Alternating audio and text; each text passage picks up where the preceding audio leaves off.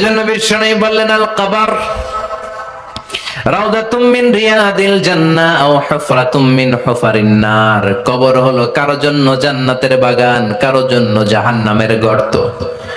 আমরা বলি, আল্লাহ আমাদের কবরটারে জান্নাতের বাগান বানাও। আর জোরে পড়েন আমিন। আবার বিশ্বনবী বললেন, ইন্নাল কবরা আউয়াল মানজিল মিন মানাজিলিল আখিরাহ। কবর হলো আখিরাতের মঞ্জিল গুলার প্রথম মঞ্জিল। আখিরাতে একটার পর একটা অনেকগুলো স্টেশন আপনাকে পার হতে হবে। প্রথম স্টেশনটার নাম হলো কবর। প্রথম স্টেশনের নাম কি? এই কবর নামক স্টেশনে যদি আপনি মাফ পেয়ে যান, সামনের সব স্টেশনগুলোতে মাফের ব্যবস্থা করবে কে? আল্লাহ। আর কবর নামক স্টেশনে যদি ধরা খেয়ে যান, আপনার মায়ের আছে না নাই? লাশটাকে যখন রাখা হয়, লাশটা চিনে কে আমারে রাখলো, কে আমাকে ধৌত করলো, কে আমারে কাফন পড়ালো। এজন্য কবরের আযাব থেকে বিশ্বনবী পানাহ চেয়েছেন। বিশ্বনবী বলেছেন, আল্লাহুম্মা ইন্না নাউযু বিকা মিন আযাবিল কবর।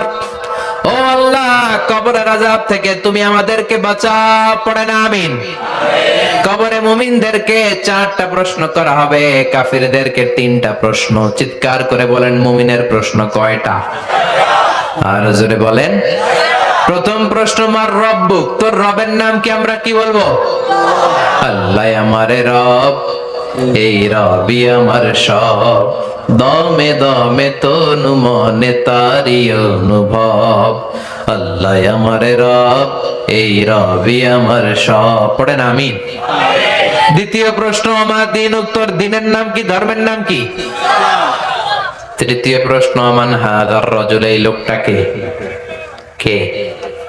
আমরা বলবো মুহাম্মদ সাল্লাল্লাহু। 3টা প্রশ্নের উত্তর যখন আপনি কবরে করে দিতে পারবেন, অতিরিক্ত একটা প্রশ্ন, ওয়ামা ইলমুক, এই যে 3টা প্রশ্নের উত্তর পাল্লা, কেমন করে উত্তর জানলা? কোত্থেকে শিখেছো? নকল করে আনছো কাফনের কাপড়ে? পরীক্ষার হলে নকল আছে না নাই? হাতে নকল আছে না? পায়ে নকল, মোজার ভিতরে নকল আছে না নাই? মোবাইলে নকল আছে না নাই? নকল থেকে আল্লাহ তুমি বাঁচাও। আরো আস্তে কোন আমিন। কিভাবে জানলা? কেমন করে 3টা প্রশ্নের উত্তর শিখলা? What is the source of your knowledge? তথ্যসূত্র কি? আপনাকে বলতে হবে, আমি যেই কিতাবটা থেকে শিখেছি কিতাবটার নাম কি? চিল্লায় বলেন, কি নাম? আসে আর চলে যায়। প্রতিদিন মাইকে অ্যানাউন্স শুনি, অমুক এলাকার অমুক লোক নাই। দাদা গেল, বাবা গেল, বড় ভাই গেল, আত্মীয় স্বজন গেল, আমাকেও যেতে হবে, এই চিন্তা মাথায় নাই। চিল্লা এখন ঠিক কিনা? এজন্য লাইফটা হলো one time, one chance. Second কোনো চান্স আপনাকে দেয়া হবে নাকি? কাফেররা বলবে, ইয়া রাব্বি, আরেকটা সুযোগ দেন। লাউ আন্না লানা কাররা, ইয়ানি মাররা, আল্লাহর একটা সুযোগ যদি পেতাম, দুনিয়াতে ভালো করে আসতাম।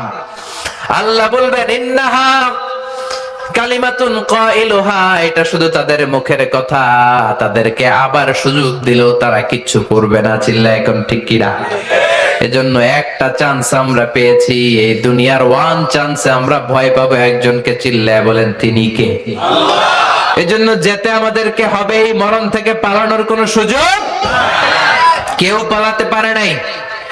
এই মরণ হলো আখিরাতের প্রবেশদ্বার। মরণ নামক পালকিতে চড়ে আমরা কবরের ভেতরে ঢুকি। মরণ হলো প্রথম পর্ব, কবর হলো দ্বিতীয় পর্ব। যেরকম ঠিক কিনা?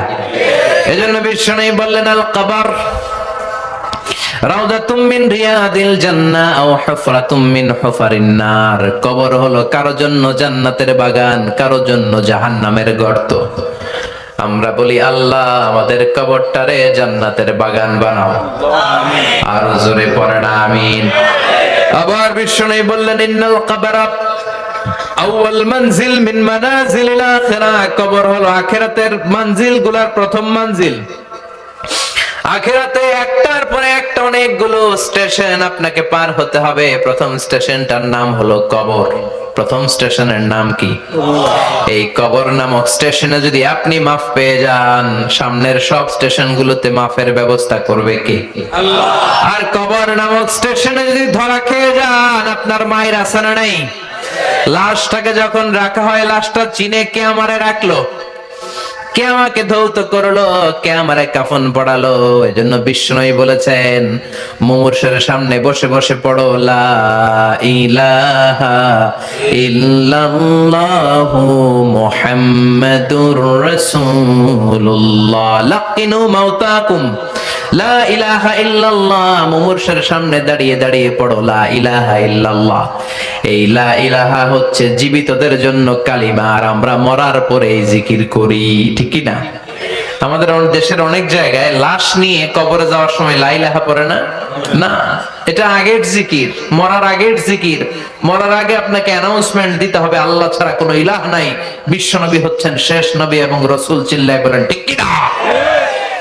লাশটাকে যখন রেখে দেয়া হয়, বিশ্বনবী যত মানুষকে কবরে রেখেছেন তারপরে দাঁড়িয়েছেন আর বলেছেন ইস্তাগফিরু লিআখিকুম, তোমার ভাইদের জন্য তোমরা দোয়া করো। ফাইন্নাহুল আনা ইউসাল, এখনি তাকে কবরে সওয়াল করা হবে। কবরে প্রশ্ন আছে না নাই?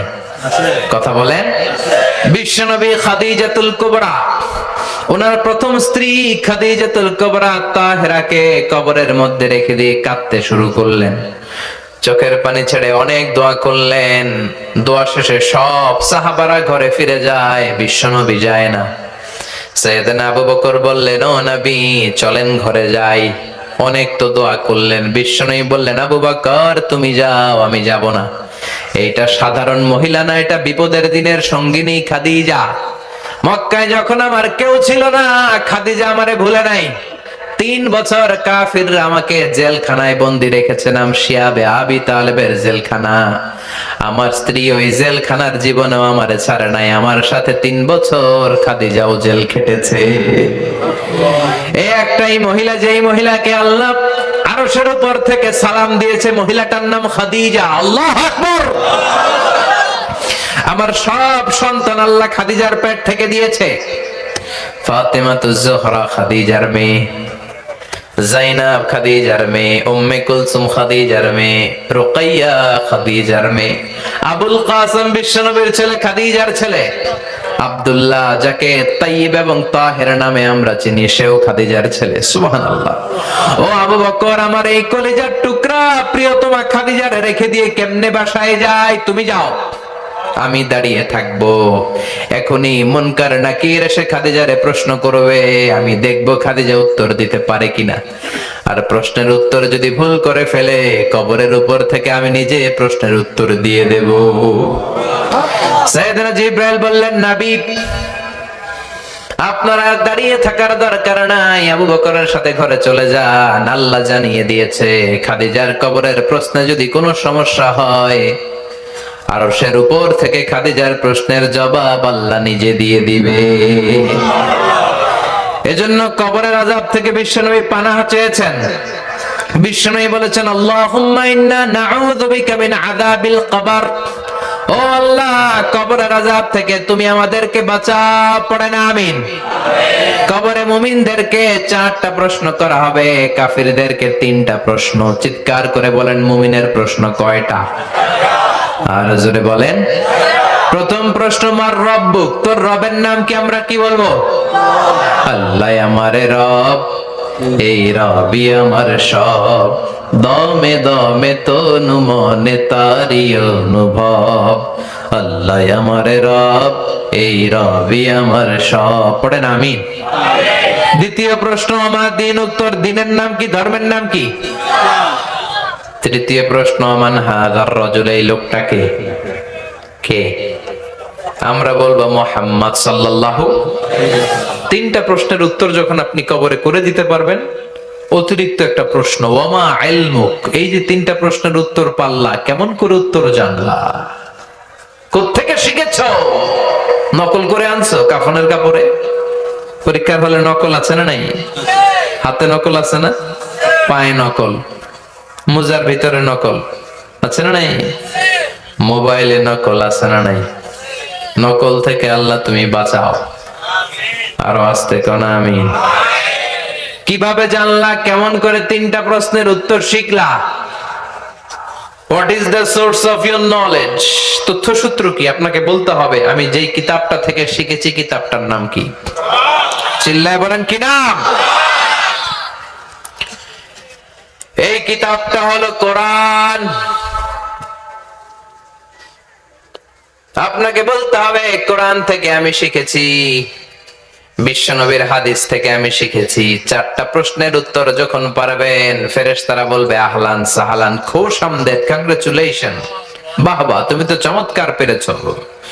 ফায়ুফসাহু লাহু কবরুহু 70 যিরাআন, মুমিন বান্দার কবরটা 70 হাত লম্বা করে দেয়া হবে।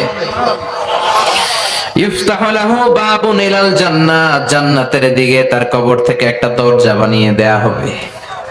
জান্নাতের সুঘ্রাণ ঠান্ডা বাতাস এসে তার কবরের ভিতরে ঢুকতে শুরু করবে। ইলবাসু লিবাস মিন আহলিল জান্নাত, জান্নাতীদের পোশাক তার গায়ের মধ্যে পরিয়ে দেয়া হবে। আল্লাহু আকবার। আর বলা হবে নাম কানাউমিল আরুস, বাসর রাতে বর যেমনি কনেকে নিয়ে ঘুমিয়ে যায়, তুমিও একটা ঘুম দাও। আলহামদুলিল্লাহ পড়ে মুমিন বান্দা আনন্দের একটা ঘুম দিবে। ইসরাফিলের সিংগার আওয়াজ ছাড়া পৃথিবীর কোনো কিছুই তার এই ঘুম ভাঙতে পারবে না। আল্লাহ আমরাও যেন সেদিন কবর একটা মজার ঘুম দিতে পারি, তুমি তৌফিক দাও। জোরে পড়ো না আমিন।